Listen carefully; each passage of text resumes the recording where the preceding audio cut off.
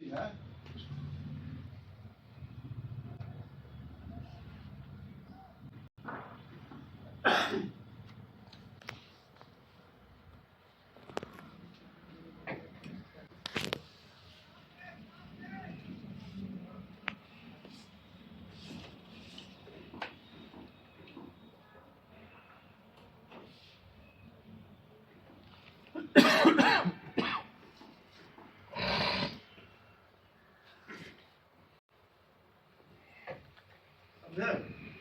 सहकारी समिति जो है या निगमित निकाय होगी, कॉर्पोरेट बॉडी होगी।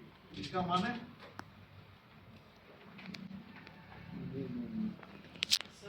माने ये हुआ कि कोई भी सहकारी समिति अपना वित्तीय, अपना जो भी है कार्मिक का, अपना जो भी नीति है वो लेने के लिए स्वतंत्र है। ठीक है, अपना आपका जो भी वित्तीय होगा, कार्मिक होगा, लीगल होगा, सब निर्णय लेने के लिए आप स्वतंत्र हैं। तो आपके इसी स्वतंत्रता को हम लोग मान देते हुए, या जो भी ऑफिस है वो मान देते हुए आपसे कहता है कि आप प्रस्ताव लाइए, बिना आपको प्रस्ताव नहीं होता, क्योंकि वहां पर ये जरूरी होता है दिखाना कि भाई आपने निर्णय लिया है और हमने आपको दिया।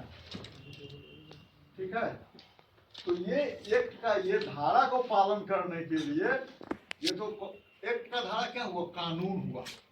एक जो भी है वो कानून है, तो कानून को बिना पालन किए तो हम नहीं देंगे। सर जो प्रस्ताव लाया जाएगा उसमें सर्वसम्मति चाहिए कि बहुमत चाहिए? अगर सर्वसम्मति नहीं भी हुआ तो बहुमत हो गया, बहुमत होना जरूरी है। बहुमत, ठीक, वो हम लोग आगे चलेंगे। यहाँ पर हम लोग इसके बारे में चर्चा कर रहे हैं।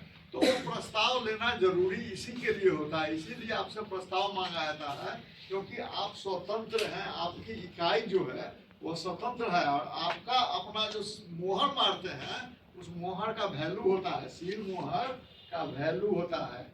एक सहकारी समिति के मोहर जिस कागज पर मारते हैं उसका वैल्यू होता है, उसके बाद वो वैलिड होता है। मोहर मार के आप सिग्नेचर करते हैं तभी वो कानूनी रूप से सही होता है। ठीक है, हाँ। जैसे किसी समिति का गठन अगर हुआ तो पहले सदस्य बनाएंगे, उसके बाद ही कोई प्रस्ताव जाएगा। एक मिनट के लिए पहले तो सदस्य बनाएंगे ना, उसके बाद ही कोई प्रस्ताव होगा, या पहले रजिस्ट्रेशन के लिए? नहीं, किसान जो मतलब सदस्य जो बनाते हैं, प्रबल सदस्य नहीं, ऐसे जो सदस्य बनाना है। देखिए, सबसे पहले जो कल हम बतलाए थे प्रवर्तक सदस्य होंगे। प्रवर्तक सदस्य, ठीक है, रजिस्ट्रेशन के समय जो सदस्य बनते हैं, जो कि बायलॉज पर भी साइन करते हैं, रजिस्ट्रेशन वाला फॉर्म पर भी साइन करते हैं, उनको प्रवर्तक सदस्य कहा जाता है। सबसे पहले प्रवर्तक सदस्य बनते हैं, उसका एक बनाने वाला ऑर्गेनाइजर हो जाता है गठन के समय। हाँ, गठन के समय, और वो अपने से अपना कार्यकारिणी चुनते हैं।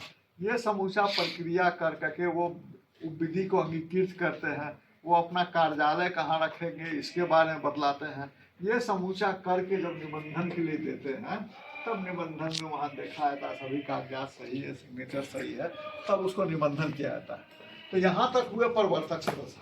उसके बाद जो निबंधन के बाद जो सदस्य बनेगी, आप प्रबंध समिति सदस्य बनाएंगे, वो बाकी सदस्य हो गए, प्रवर्तक छोड़ के। वो जो सदस्य बनाएंगे, जैसे मान लीजिए अभी हम लोगों का गठन हो, ठीक है, तो गठन होने के बाद जैसे अभी गोदाम बनेगा, ये सब चीज तो होना है ना सर। तो पहले सदस्य बनाएंगे, उसके बाद जो है ये जब आपका प्रबंध समिति बना हुआ है तब आप सभी काम को साथ साथ लेके चलिएगा। सदस्य भी बनाने का काम साथ में होगा, आपका गोदाम बनाने का काम, जमीन देने का काम, जो भी काम होगा वो साथ साथ, क्योंकि ये जो प्रबंध समिति गठन हो गया है, यही मूल रूप से समिति का समूचे कार्यक्रम को संचालन करती है।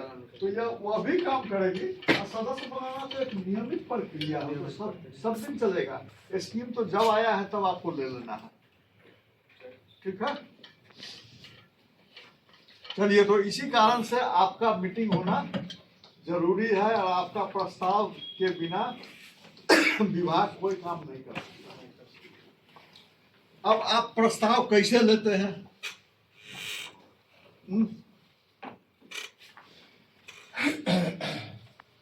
लेटर हेड पे सर, नहीं, आप ठहरिए, बस तुरंत अभी उसी पर हम लोग चल रहे हैं।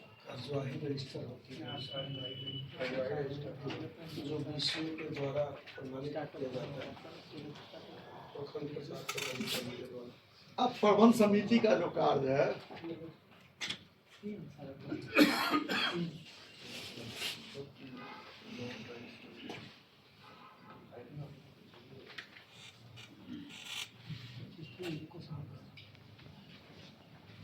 इसमें है सदस्यता के आवेदन पर विचार करना। जैसे आपका काम हो गया कि सदस्यता के आवेदन पर विचार करना या किसी को निष्कासन है उस पर भी विचार करना, है ना।